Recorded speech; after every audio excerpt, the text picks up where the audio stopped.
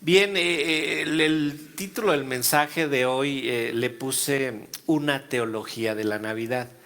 Al principio había pensado yo en ponerle la teología de la Navidad, pero como la teología de la Navidad podría parecer que es la única forma de ver la Navidad, no, le puse una teología de la Navidad. Y esto porque el origen de la celebración de la Navidad es muy complicado de definir. Me puse ahí a estar jugando un rato en internet y viendo opiniones diversas acerca de lo que es la celebración de la Navidad y me encontré pues con unas descripciones fantasiosas algunas, ¿verdad?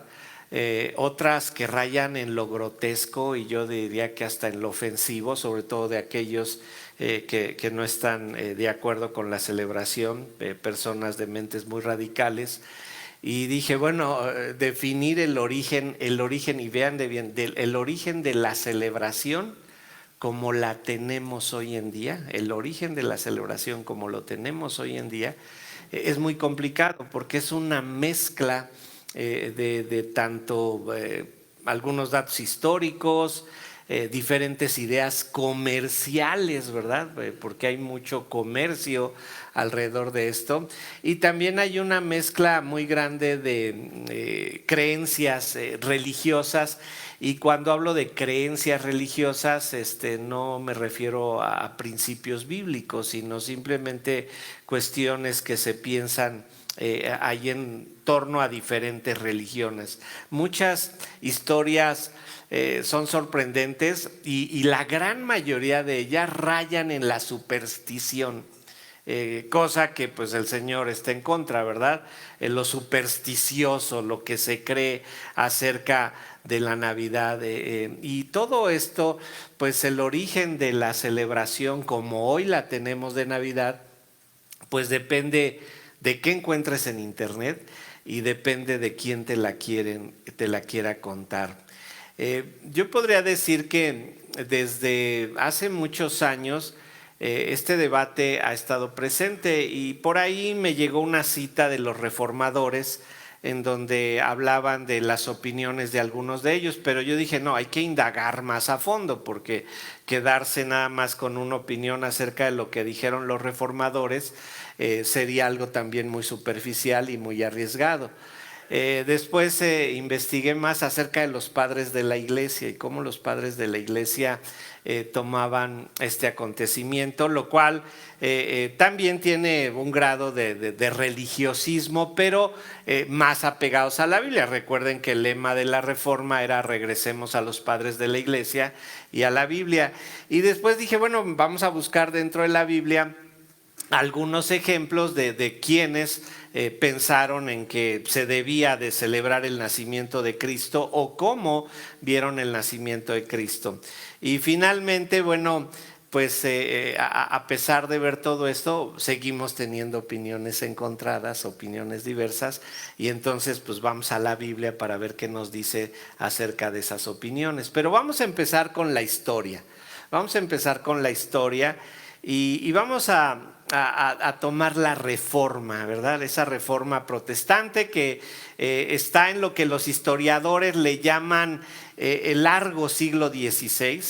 Ellos le llaman el largo siglo XVI porque abarca desde 1450 hasta 1650 y en ese periodo encontramos la Reforma, ese periodo de la Reforma, y destacan tres personajes al inicio de la Reforma. Uno que es al que más conocemos y al que más se le atribuye la Reforma, debido a que él fue el que se enfrentó en contra del papado, es Martín Lutero. Otro que también destaca ahí es Ulrico Zwingli o Ulrich Zwingli, ¿verdad? Y dependiendo del idioma en el que lo digamos se puede cambiar un poquito. Y desde luego Calvino, ¿verdad? Juan Calvino. Ellos tres dieron algunas ideas y en una de tantas historias en Alemania, ¿verdad? Se habla de Martín Lutero e incluso en Alemania le atribuyen a Martín Lutero el origen del árbol de Navidad. Pero los historiadores más serios dicen no se le puede atribuir a Martín Lutero el origen del árbol de la Navidad porque ya existía con algún tiempo antes. Lo que sí podemos decir es que a Martín Lutero le gustaba poner árbol de Navidad, pero esto no quiere decir que él haya sido el que inició con esta historia. Si nos vamos más al norte en Alemania o incluso llegamos a los países nórdicos, la parte más al norte de Europa, pues le agregaron la idea de los duendecitos que ayudaban ahí, ¿verdad?, en la Navidad a hacer algunas cosas. Y bueno, podemos decir solamente que pues Martín Lutero de alguna manera le gustaba celebrar el nacimiento de Cristo en estas fechas. Tenemos a Ulrico Zwingli o Ulrich Zwingli. Él está en Zúrich, Suiza. Él se considera un reformador radical. De él van a salir primero los anabaptistas, después van a salir los menonitas. De los menonitas van a salir los Amish y de ahí va a haber una derivación hacia los bautistas, de los anabautistas a los bautistas, muy radicales. Y este reformador radical decía que no veía por qué celebrar la Navidad, ya que era mucho más importante la muerte de Cristo que su nacimiento. Y entonces él era radical en estas opiniones, pero debemos de entender que en el contexto de los reformadores están tratando de marcar una división radical entre lo que eran los pensamientos antiguos de la Iglesia Católica Romana y lo que es la nueva Iglesia Protestante, que lo único que buscaban estos que estoy mencionando, tanto Lutero, Zwingli y Calvino, era regresar a la Iglesia Católica a su origen. Ellos decían, lo que pasó con la Iglesia Católica Romana es que se desvió, pero hay que regresarla al origen, y el origen eran los padres de la Iglesia y la Biblia. Pero ellos, Ulrico Zwingli, en ese pensamiento radical decía, no, si la Iglesia Católica Romana celebra el 24 de diciembre, nosotros no debemos de celebrar. Llegamos a Juan Calvino y hay una diferencia, se las he marcado y algunas veces se los voy a seguir marcando para que ustedes se acuerden en algún momento que quieran estudiar esto.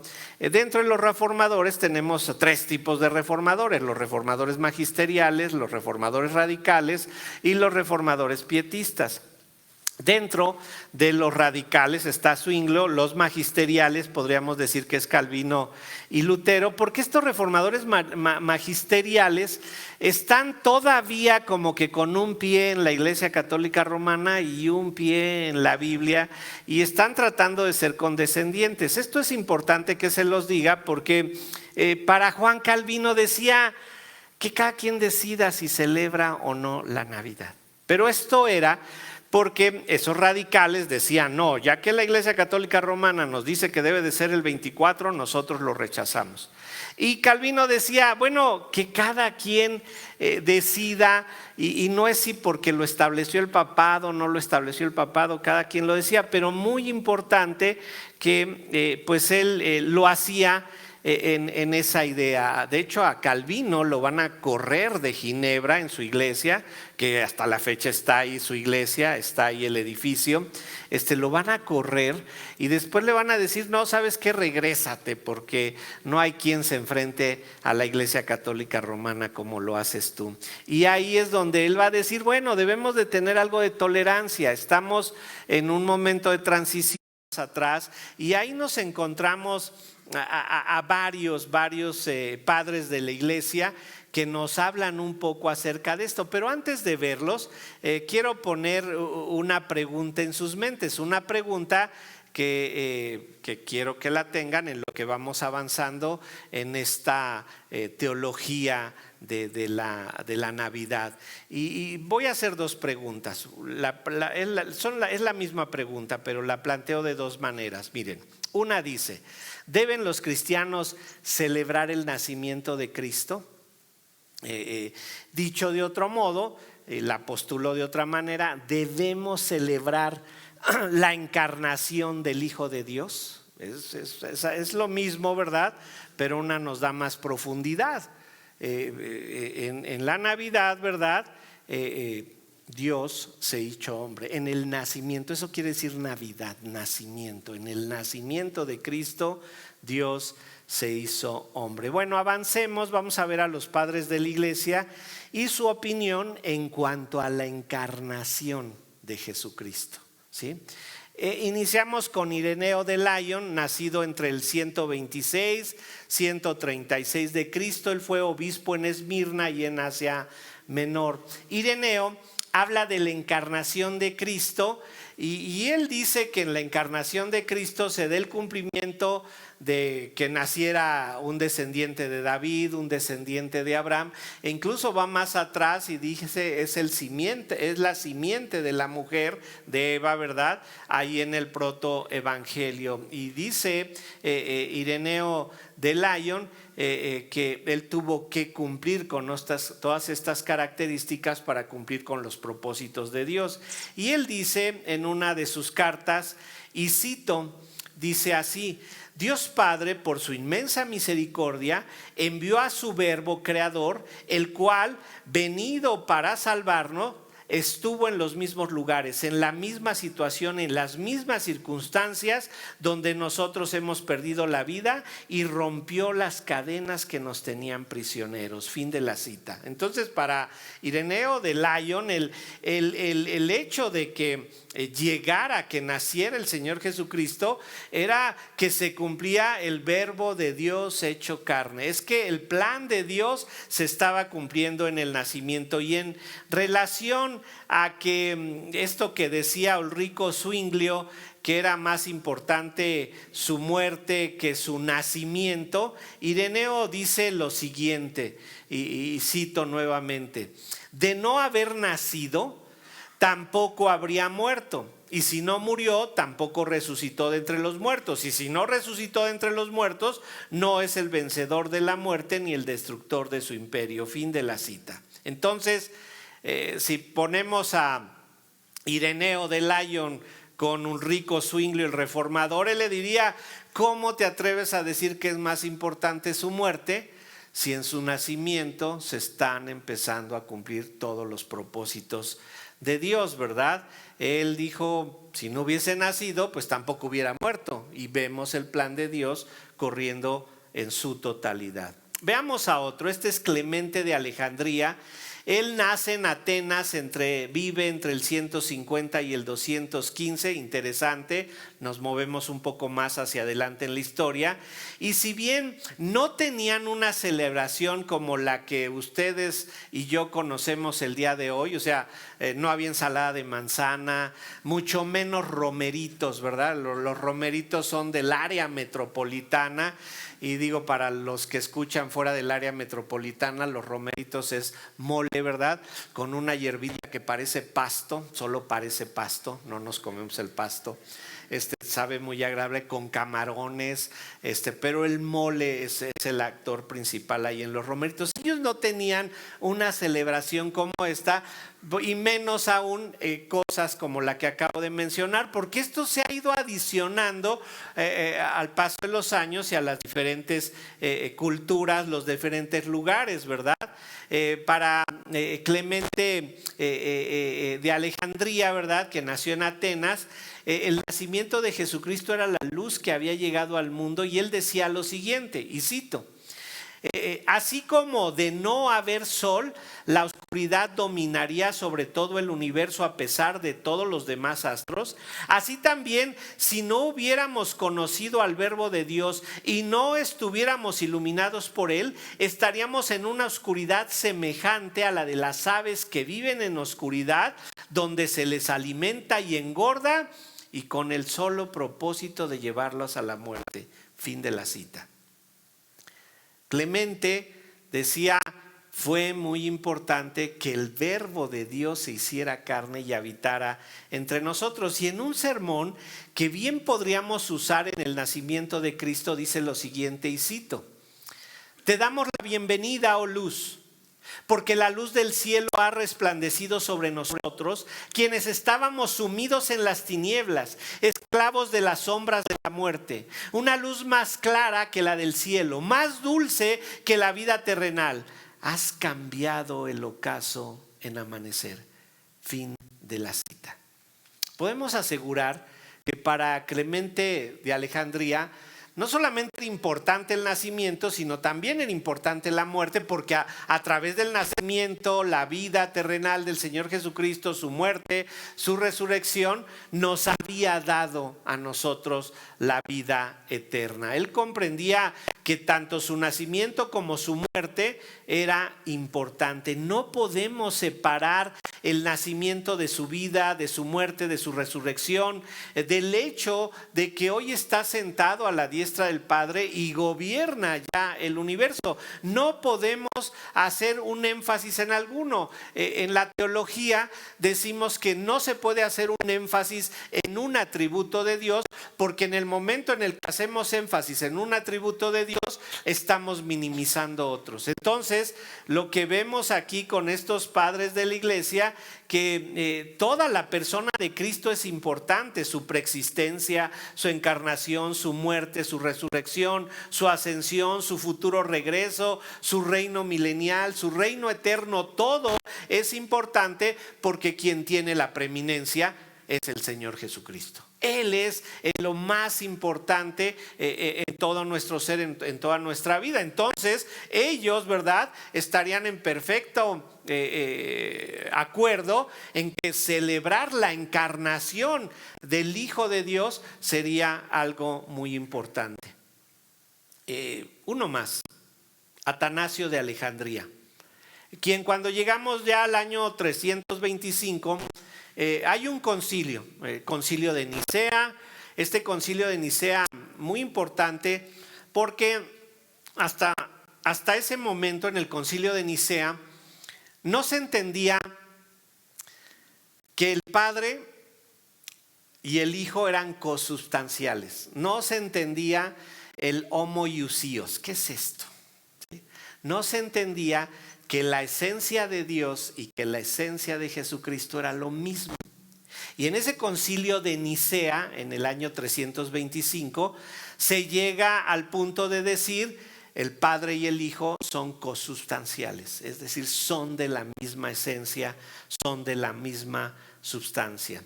Y decía Atanasio de Alejandría, y cito: el Verbo de Dios tomó cuerpo humano de una virgen, no solo para hacerse visible, sino para venir a morar en medio de los pecadores. Es algo así como cuando un gran rey visita una ciudad y se hospeda en una de sus casas. Inmediatamente toda la ciudad recibe honores y nadie la puede tomar o subyugar. Y al contrario, es digna de honor, porque el rey ha venido a visitarla. Del mismo modo, Él nació para venir a morar en nuestro cuerpo. Toda la humanidad hubiera quedado destruida de no haber sido porque el Señor y Salvador de todos, el Hijo de Dios, ha venido a morar con nosotros y así acabar con la muerte. Fin de la cita. Para Atanasio de Alejandría, la encarnación era algo muy importante y era algo que debía celebrarse. Y hay un dato muy curioso, porque ahí en el concilio de Nicea, en el año 325, hay alguien que está diciendo que el Padre y el Hijo no eran consubstanciales. Este se llamaba Arrio. Arrio, ese era su nombre. Él se oponía, él decía: Jesucristo solamente fue un iluminado, solamente fue un gran profeta. Él va a ir a la zona de Arabia, va a ir a la zona de Irán, lo que ahora conocemos como toda esa zona de los países árabes, y años después va a surgir la idea de Mahoma, de un profeta, ¿verdad?, de un iluminado, porque él se oponía a todo esto. Pero un hombre que estaba ahí en este concilio de Nicea se llamaba Nicolás. Nicolás, que ustedes saben, a todos estos les llaman santos. Él era San Nicolás de Bari o San Nicolás de Mirna. Y cuando Arrio se puso muy insistente en que Jesucristo solamente había sido un gran iluminado, un gran profeta, San Nicolás, ¿verdad?, dicen que saltó de su silla y se fue contra él a golpes, ¿verdad? Y entonces los alemanes, que tienen la idea de San Nicolás originalmente, y que en su transliteración alemana, no sé leer bien alemán, pero suena algo así como Santa Claus, y era de donde surge, dicen ellos, la idea de Santa Claus, porque este San Nicolás de Bari o San Nicolás de Mirna tenía una costumbre. Él había sido un niño abandonado y cuando crece daba regalos a los niños por las noches, y se dice que de ahí sale la idea de Santa Claus, lo cual los historiadores más serios dicen: ligar a ese hombre del Concilio de Nicea con el Santa Claus de los alemanes es una aberración, porque no hay conexión histórica. Y esto se los cuento porque así las historias así están de difíciles de hacer coincidir, y pues ninguno de ellos, ni los reformadores, ni los padres de la iglesia se opondrían a una celebración de la encarnación del Hijo de Dios, ¿verdad? Ninguno de ellos estaría en contra de que se celebrara el nacimiento de Cristo, ya que el nacimiento fue lo que pudo hacer que Él muriera por nuestros pecados. En cuanto a la fecha, no hay manera, así fíjense bien, no hay manera de asegurar que el Salvador del mundo nació el 24 de diciembre. No hay manera de establecerlo. Por la forma en la que se han movido los calendarios históricamente, ni siquiera nos podemos acercar un poco más a la fecha. Pudo haber sido en enero, pudo haber sido en febrero, ¿verdad? Por las condiciones climáticas, pero los historiadores dicen que tenemos un más menos 5 años.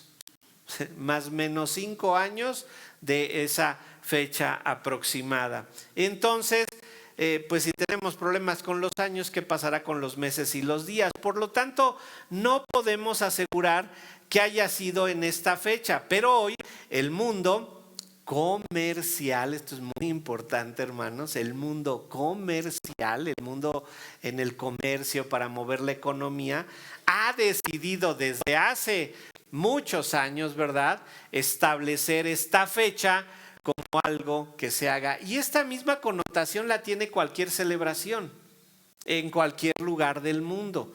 Estas fechas se usan simplemente para mover la economía, ¿verdad? Y lo mismo sucede con el 14 de febrero, lo mismo sucede con el 15 de septiembre, el día de nuestra independencia, ¿verdad? Para que la gente gaste, la gente socialice. Y todas las fechas, tu cumpleaños, mi cumpleaños, pues es para que mi familia gaste, ¿no?, en mí. Luego a los hombres nos toca pagar siempre, ¿no? Pero al menos ese es el pretexto, ¿verdad? Que haya una celebración.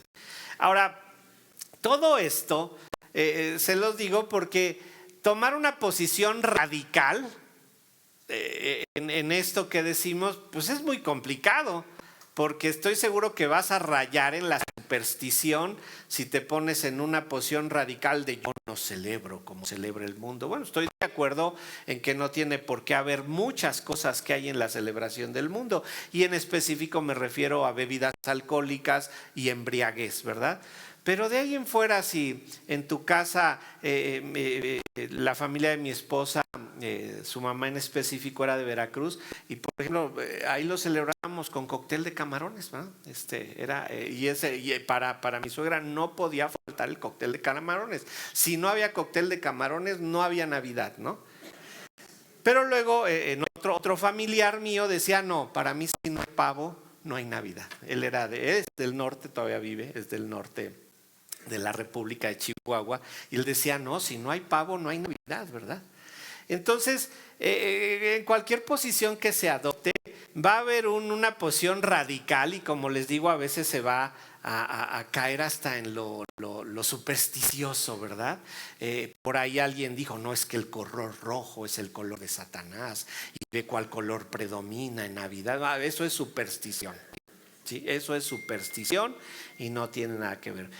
Vamos a ver un poco, ¿verdad? Ya que vimos esta perspectiva histórica, vamos a ver un poquito acerca de la perspectiva bíblica, y vamos a ver que pues si bien no hay un mandato en la Biblia en el que se diga tienes que celebrar la Navidad con pavo y con... No lo hay en ningún sentido. No hay un día marcado en la Biblia en el que se deba celebrar la Navidad. Vemos que sí hay muchas personas que le dieron una especial importancia al nacimiento de Cristo. Y eso sí lo podemos ver en la Biblia. Cuando nació el Señor hubo una celebración muy grande, pero esta celebración no tiene nada que ver con la celebración que hacemos hoy en día, ¿verdad? No es como se hizo ahí. Y por ejemplo, tenemos un ejemplo de la importancia de la encarnación, un ejemplo de la importancia del nacimiento del Señor, lo tenemos en José. En José, esposo de María, ¿verdad? Porque él fue un ejemplo de alguien que supo la importancia que tenía el nacimiento de Cristo, al grado que se dejó llevar por lo que los ángeles le dijeron. Vean Lucas 2, vayan a Lucas 2, porque si bien José o sabía bien la historia de que el Mesías nacería en Belén, o vemos aquí una obediencia incondicional a Dios, una obediencia real, podemos decir que José y María tuvieron que darle mucha importancia a este nacimiento, y vean en dónde radicó la importancia. Lucas 2 del 1 al 3 dice así: aconteció en aquellos días que se promulgó un edicto de parte de Augusto César, que todo el mundo fuese empadronado. Este primer censo se hizo siendo Cirenio gobernador de Siria, e iban todos para ser empadronados, cada uno a su ciudad. Y José subió de Galilea, de la ciudad de Nazaret, a Judea, a la ciudad de David, que se llama Belén, por cuanto era de la casa y familia de David, para ser empadronado con María su mujer, desposada con él, la cual estaba encinta. Y aconteció que estando ellos ahí se cumplieron los días de su alumbramiento. José supo cuando los ángeles, ¿se acuerdan? Él quería dejarla y los ángeles se le acercan y le dicen: no temas, porque lo que está siendo engendrado en María del Espíritu Santo es. Y él decide obedecer. Pero piensen en los dos. Piensen en un José que llegó y le dijo a María: mujer, si se dieron ahí los días del alumbramiento, ya estaba en las últimas fechas, tenemos que viajar a Belén. ¿Y qué dijo María? Lo que tú digas, marido. Oye, ¿por qué, José? Es que un ángel se me apareció y me dijo que teníamos que ir para allá y obedecer esto. ¿Qué le hubieran dicho las Marías de hoy a los Josés de hoy? Te vas tú a ver cómo le haces, ¿verdad? Que yo estoy aquí embarazada. No, aquí no sucedió así. ¿Por qué? Porque ellos sabían que era lo importante que naciera el Mesías, porque habían recibido las instrucciones de Dios. Y entonces José, María nos dejan ver un ejemplo de la importancia que Dios le dio al nacimiento de nuestro Señor, y que ellos pudieron compartir con el Señor esta importancia al grado que no les importó moverse de su confort en Galilea y trasladarse hasta Belén. Y sabemos la historia. Llegaron y no había lugar para ellos y tuvieron que pernoctar, ¿verdad? Estar ahí en un establo. Un establo que no es esa figurita que vemos ahí en los nacimientos que vemos comercialmente. No, era una especie de cueva que tenía una puerta, ¿verdad? Y ahí estaban los animales. No solo tenemos el ejemplo de José y María, también tenemos el ejemplo de unos pastores. Un ángel le indicó a los pastores el nacimiento de Cristo con la idea de que ellos fueran a hacer su visita y constataran que el Mesías había nacido. Vayan ahí mismo Lucas 2, pero en el versículo 10.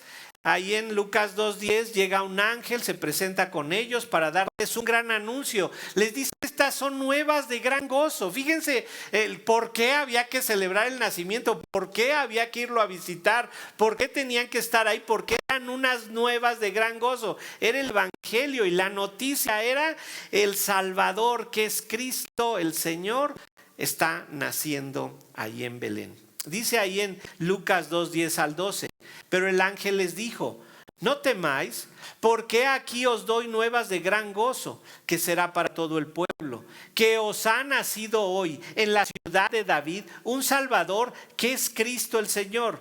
Esto servirá de señal: hallaréis al niño envuelto al pañales, acostado en un pesebre. El ángel les dice: esta es la comprobación para que ustedes puedan evidenciar que el Salvador ha nacido. Debemos entender que ellos entendían esto. Si hoy en la noche, o sea, va a haber un mensaje, ¿verdad? Espero que ustedes tengan planeado, ahí si van a celebrar en familia, dar algún mensaje en la cena de por qué estamos ahí. Y la razón es que esta fecha se usa para conmemorar el nacimiento del Salvador. Y tienen que explicar, si tienen familiares inconversos, qué significó que naciera el Salvador, ¿verdad? Y eso es la parte importante. Los pastores lo entendieron y tan lo entendieron. Vean lo que sucedió ahí en los versículos 15 al 18. Ellos ya tenían una señal, tenían que ir. Dice Lucas 2, 15 al 18. Sucedió que cuando los ángeles se fueron de ellos al cielo, los pastores se dijeron unos a otros: pasemos pues hasta Belén y veamos esto que ha sucedido y que el Señor nos ha manifestado. Vinieron pues apresuradamente y hallaron a María y a José y al niño acostado en el pesebre, y al verlo dieron a conocer lo que les habían dicho acerca del niño, y todos los que lo oyeron se maravillaron de lo que los pastores les decían. Ahí vemos otro ejemplo. Los pastores ven que un ángel se nos apareció, un Salvador. ¿Salvador de qué? ¿A qué viene? ¿Para qué vino? No, ellos comprendían el mensaje, porque el pueblo de Israel esperaba un Salvador.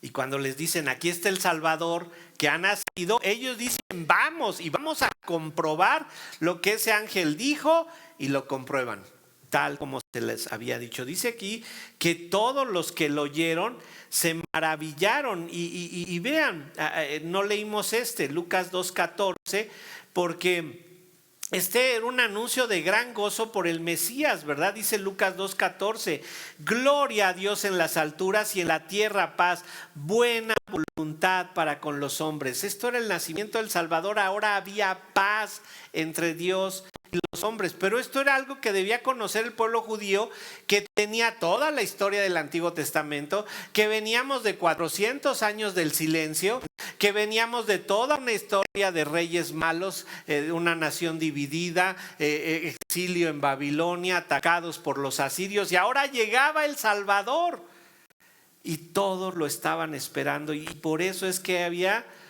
paz y buena voluntad para con los hombres. Ahora decían: se van a acabar nuestros problemas. Sabemos que después el pueblo judío no lo va a aceptar.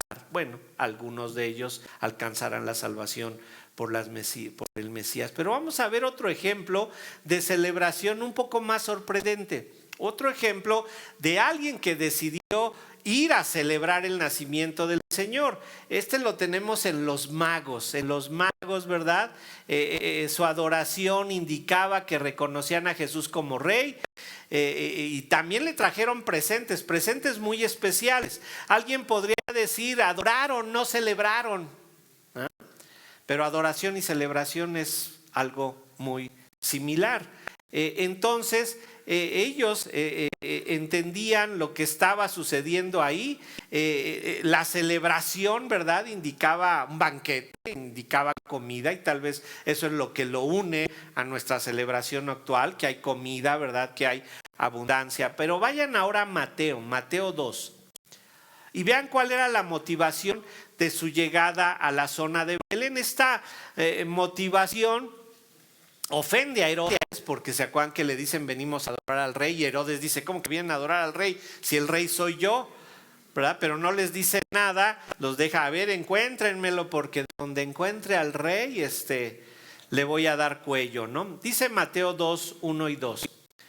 Cuando Jesús nació en Belén de Judea, en días del rey Herodes, vinieron del oriente a Jerusalén unos magos diciendo: ¿dónde está el rey de los judíos que ha nacido? Porque su estrella hemos visto en el oriente y venimos a adorarle.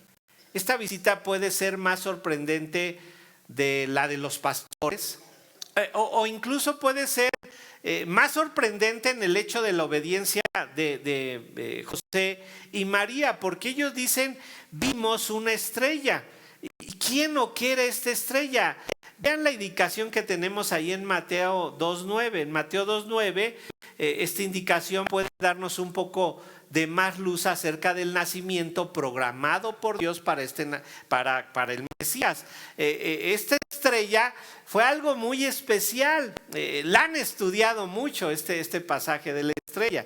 Pero dice ahí en Mateo 2.9, ellos, habiendo oído al rey, se fueron. Y he aquí la estrella que habían visto en el oriente iba delante de ellos hasta que llegando se detuvo sobre donde estaba el niño. Si vemos el relato, ¿quién se le apareció a José? Un ángel. ¿Quién se le apareció a los pastores? Un ángel. Pero aquí no. Aquí es una estrella. Pero ha habido estudios acerca de la estrella y algunos astrónomos, siempre me confundo, ¿verdad? Astrónomos. Los astrólogos son los de los horóscopos, no, astrónomos, los que estudian los astros. Han tratado de investigar cómo fue esa estrella y todo, pero piensen ustedes en una estrella actual. Vemos estrellas, pero si viéramos una estrella en la punta del cerro de allá y camináramos al cerro, ¿dónde estaría esa estrella? Pues se fue más lejos, ¿va? Pero esta dice que se detuvo ahí para indicarles el nacimiento, ¿verdad? Dicen que habían visto esta estrella desde donde venían y la vienen siguiendo. Entonces, antes de que ver si la rotación de la tierra y si la posición, vemos aquí que ese ángel que se le apareció a José, ese ángel que se le apareció a los pastores, aquí tomó forma de estrella y les dijo, vengan para acá, es aquí. Porque para que una estrella se pare en una casa, sería imposible que lo pudiéramos detectar. Lo sabemos, ¿verdad? ¿Qué quiere decir? Hay un milagro de parte de Dios y ese ángel que falta con los magos bien pudo haber sido esta estrella. Piensen ustedes, una estrella sobre la Ciudad de México, ¿en qué casa nos indicaría? Sería imposible que lo detectáramos. Entonces, esta estrella funcionó como si fuera un ángel para ellos. Y vean lo que dice un autor de apellido Blomberg, para que veamos que no era una estrella como tal. Dice Blomberg, y cito, su movimiento aquí parece requerir un evento sobrenatural. Los diversos intentos de relacionar la estrella con diferentes fenómenos astronómicos, especialmente con fines de datación, por ejemplo, un cometa o una conjunción de planetas, resultan interesantes, pero probablemente son irrelevantes. ¿Por qué? Porque lo que está sucediendo ahí es un milagro, ¿verdad? Esta era la guía divina. El ángel que se le aparece a José, el ángel que se le aparece a los pastores, a los magos se les aparece en forma de una estrella. Entonces vemos que del mismo modo que Dios le indicó a José y a María que esto era importante, el mismo Dios que le indicó a los pastores que esto era importante, es el mismo Dios que le informó a los magos que esto era importante. ¿Quién está obrando ahí? El Señor. El Señor, para hacernos ver la importancia del nacimiento. Y si bien hemos de dar suma importancia a la celebración, como ya dije, pues podría ser que dijéramos nosotros lo vamos a celebrar el 1 de enero o el 1 de diciembre o el 5 de febrero en lugar de la fiesta mexicana. O sea, la fecha es irrelevante, pero si nosotros sabemos que hoy el mundo lo toma como pretexto para festejarlo, vamos a usarlo adecuadamente y vamos a compartir la verdadera importancia que tiene este evento. Y ojo, no es que celebremos como celebra el mundo. No es que estemos tomando forma del mundo a hacer esta celebración, sino que nos vemos más inteligentes que supersticiosos y aprovechamos el momento para hablar de nuestro Señor. De otra manera nos veríamos supersticiosos y radicales. Ay, yo no celebro como celebra el mundo, como con frecuencia sucede entre cristianos, ¿verdad? Cuando la realidad es que hay un gran motivo para celebrar la encarnación de nuestro Señor. Pero veamos otros ejemplos, ¿verdad? Veamos otros ejemplos de la importancia de la encarnación. Por ejemplo, tenemos a Pablo que nos está diciendo, ¿saben qué? Es irrelevante si tú decides celebrarlo o tú decides no celebrarlo. Eso es irrelevante. Lo importante es que nació el Salvador. Si tú lo quieres hacer de una manera o de otra, no hay problema. Vamos a Romanos 14, porque todo esto, Pablo a veces decía, no es cuestión de obediencia, es cuestión de conciencia, es cuestión de preferencia. Tú cómo prefieres hacerlo. Y Pablo no buscaba el origen de las cosas. En alguna ocasión les compartía también esto otro. Si nosotros decidiéramos hacer algo o no hacerlo debido al origen de las cosas, tendríamos que estar encerrados como los menonitas, como los amis, así en un gueto en donde no nos contamináramos con nadie, ¿verdad? Les compartí en alguna ocasión, ¿saben cuál es el origen del mole poblano? Y para los que nos escuchan en otro lugar, es un alimento que muy típico de México. Se le atribuye en una de tantas historias que hay, porque también es como el origen de la Navidad, no se sabe con exactitud cuál es. Se le atribuye a San Pascual Bailón, que era un monje poblano, ¿verdad? Que llegaba ahí un emperador a visitar el convento, el monasterio, y llevaba en una paila chiles. Dijo, ahorita a ver qué hacemos, y pónganme a calentar unos guajolotes, ¿verdad? A hervir.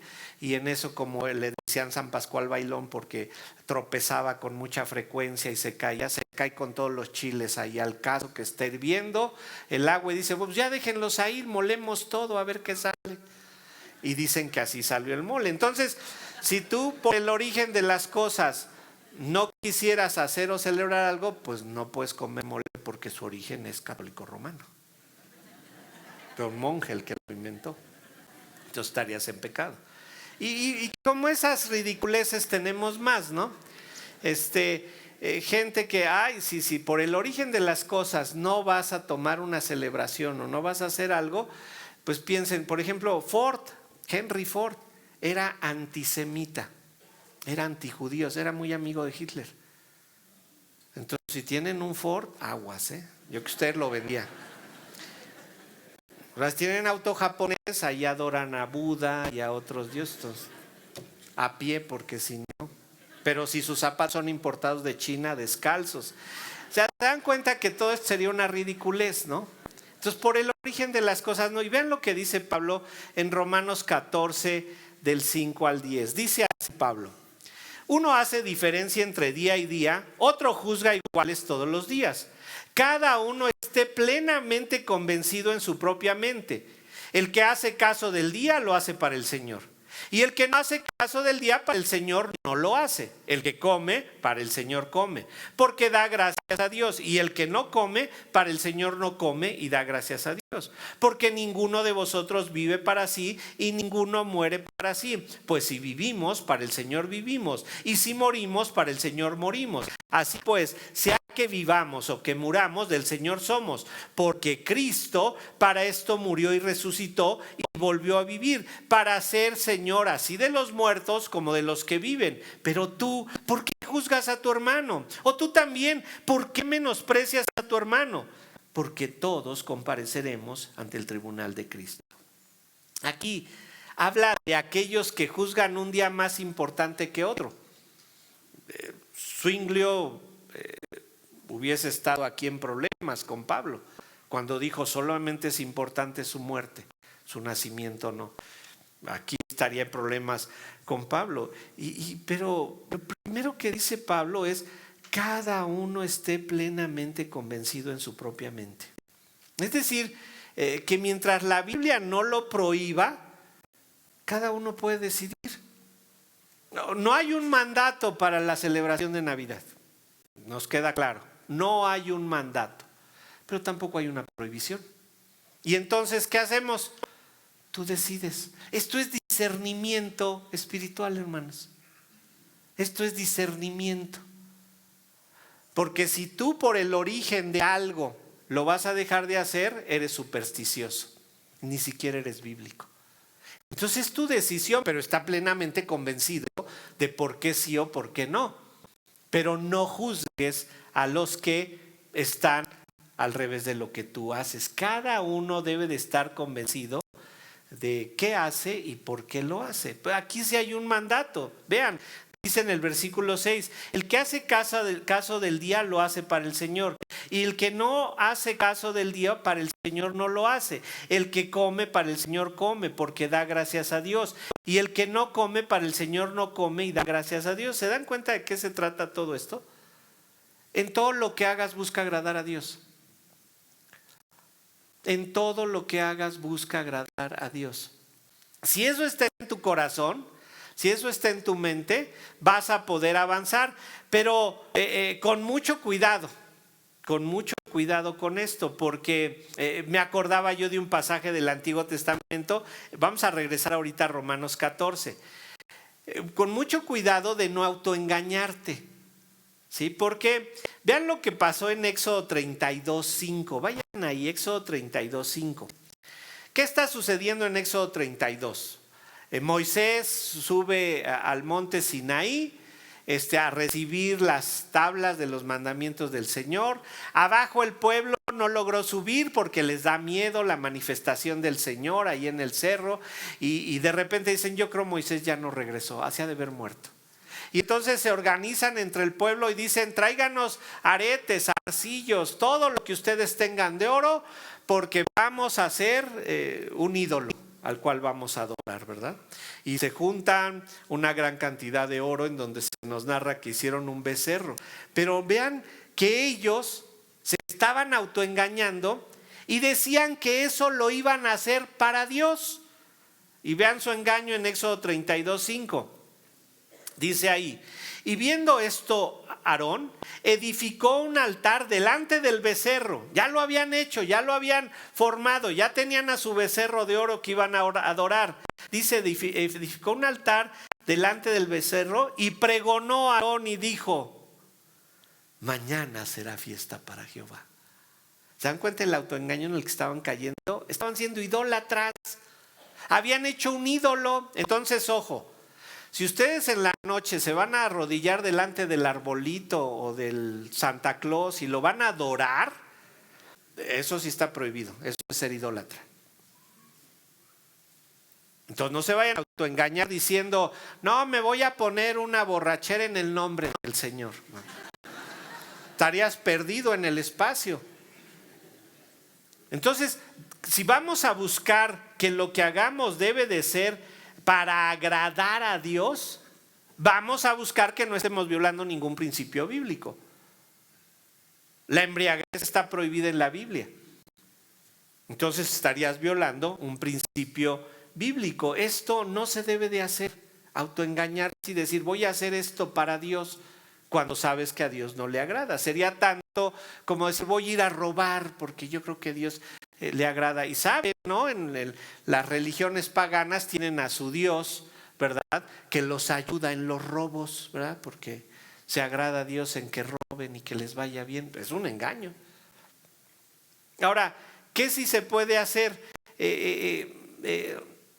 Nosotros podemos participar de cualquier celebración que no viole ningún principio bíblico. Y siendo inteligentes, vamos a hacer que en esa celebración se hable de Dios. Y puede ser tu cumpleaños. Entonces, cuando te toque hablar en tu cumpleaños, le doy gracias a Dios porque me ha sostenido durante estos 60 años y me tiene aquí con salud y me tiene con sabiduría. Y Dios es el que ha hecho todo en mi vida. Ah, estás dando la gloria a Dios. Dice ahí en Romanos 14, 8 y 9, dice que nosotros debemos de dar a conocer el amor de Dios. Y vean lo que dice Romanos 14, 8 y 9. Pues si vivimos, para el Señor vivimos, y si morimos, para el Señor morimos. Así pues, sea que vivamos o que muramos, del Señor somos. Pablo mismo lo dice de otra manera en Colosenses 3:23, y se lo saben de memoria. Colosenses 3:23 dice: y todo lo que hagáis, hacedlo de corazón, como para el Señor y no para los hombres, sabiendo que del Señor recibiste la recompensa de la herencia, porque a Cristo el Señor servís. Entonces, aprovecha la celebración, sé más inteligente y háblale a la gente del amor de Dios, pero no solo hables, sírvelos, que puedan ver el amor de Dios en ti, que pusiste más tortitas de camarón en los romeritos, que viene mi suegra, que vean el amor de Dios en el servicio. Esto es actuar más inteligentemente que supersticiosos. Mostrarle a la gente el amor del Señor, porque todo buscamos hacerlo para Él. Entonces, aprovechamos la celebración, ¿verdad?, de una manera inteligente para mostrarle a la gente el amor de Dios. Lo más importante es que comprendas el plan de Dios, y el plan de Dios no se trata de comportamientos externos o aparentes, sino de corazón. Que lo hagas de corazón. Vean cómo lo dice Romanos 14, 9. Porque Cristo para esto murió y resucitó y volvió a vivir, para ser Señor así de los muertos como de los que viven. Dice que Él es Señor de los que ya están en su presencia, los muertos, y los que viven sobre la tierra, los vivos. Y si Dios es el Señor de todos nosotros, los cristianos, y debemos hacer todas las cosas para su gloria, en lugar de actuar como aguafiestas, actúa aprovechando el tiempo y celébralo dándole la gloria a Dios. Es opcional, tú lo decides, pero esta es una opción. ¿Cómo lo vas a hacer?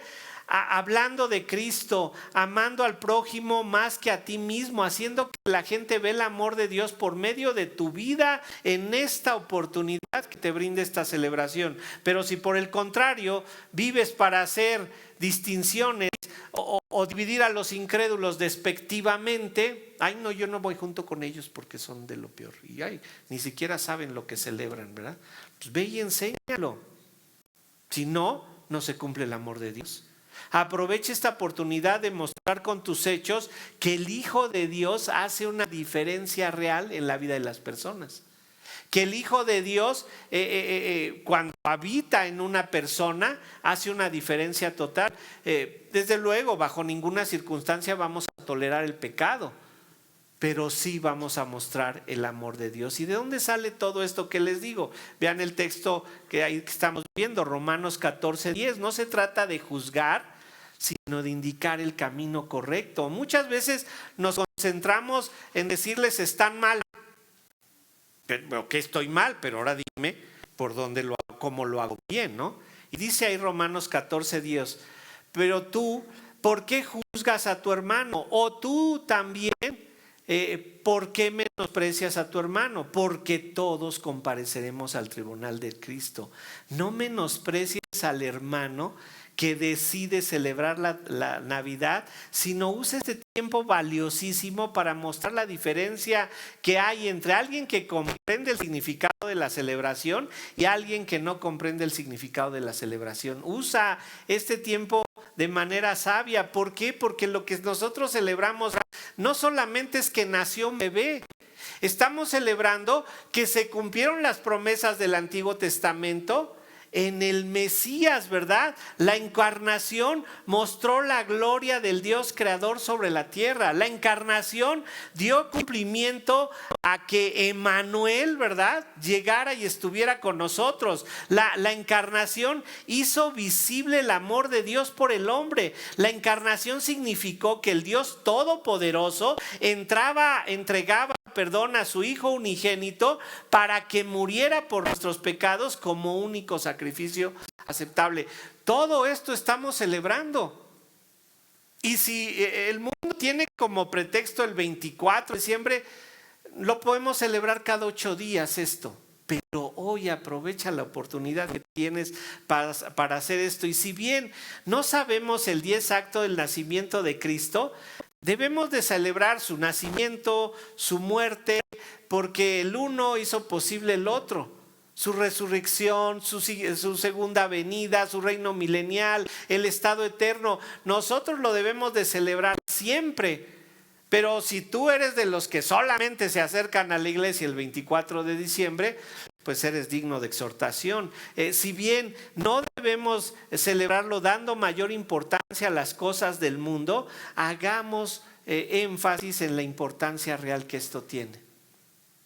Les decía de ese hombre San Nicolás que a él le atribuyen también lo de los regalos, pero es incierto. Más las cadenas comerciales han trabajado. ¿Para qué? Para que tengamos ese deseo de dar regalos. Pero eso es voluntario. Si tú quieres dar, das. Si no quieres dar, no des. Pero ¿cuál es el mejor regalo que puedes dar? La salvación, dar a conocer la salvación, ¿verdad? Si bien esta celebración actual no tiene nada que ver con la esencia de la encarnación, tampoco viola ningún principio bíblico. Reúnete con tus familiares, aprovecha la oportunidad que Dios te da para hablarles del Señor. Y si bien no nos hemos de conformar al mundo, vamos a usar la oportunidad que tenemos para poder mostrar quién es Cristo de manera práctica en la vida de nosotros los creyentes. ¿Cómo es el Señor? Si bien no quieres tú personalmente celebrar la Navidad, estás bien, no la celebres.